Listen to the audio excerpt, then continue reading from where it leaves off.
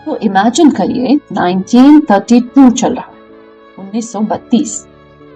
एक महान यूनिवर्सिटी के एक बड़े से हॉल में धीरे धीरे चलकर पोडियम की तरफ बढ़ती हुई एनी और हेलन। एनी ने अपना हाथ हेलन के कंधे पर रखा हुआ है रास्ते के मार्गदर्शन के लिए। पूरा हॉल जोरदार तालियों की गड़गड़ाहट से गूंज रहा है, पर सबसे तेज है हेलन की तालियां। और क्यों ना हो, आज लाइफ में पहली बार ये तालियां एनी सलिवन के लिए बज रही हैं।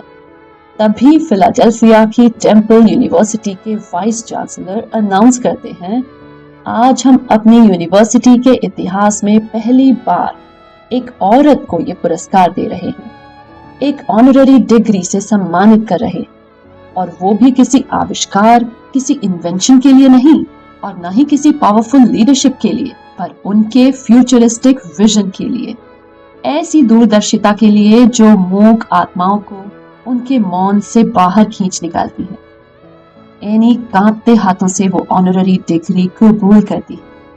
वो नर्वसनेस से नहीं कांप रही, वो तो कांप रही है इस वैलिडेशन से जो अब आया है।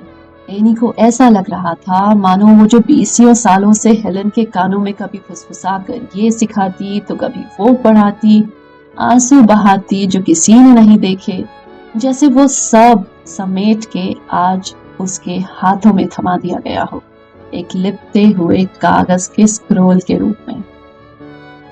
सो बेसिकली दोस्तों, ये अपने आप में एक अभूतपूर्व, अनप्रेसिडेंटेड, एक ग्राउंड ब्रेकिंग मोमेंट था।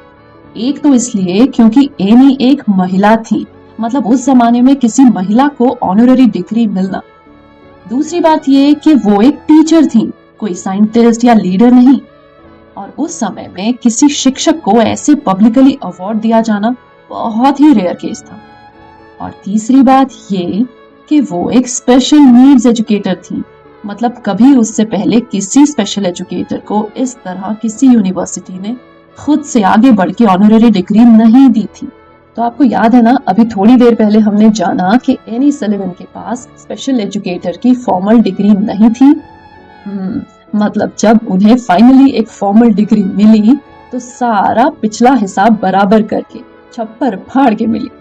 और क्यों ना हो, आखिर ये अवार्ड उन्हें 10-12 साल की पेशेंस और गुमनामी में रहकर इनविजिबल तरीके से की जाने वाली अनथक मेहनत के फलस्वरूप मिला था।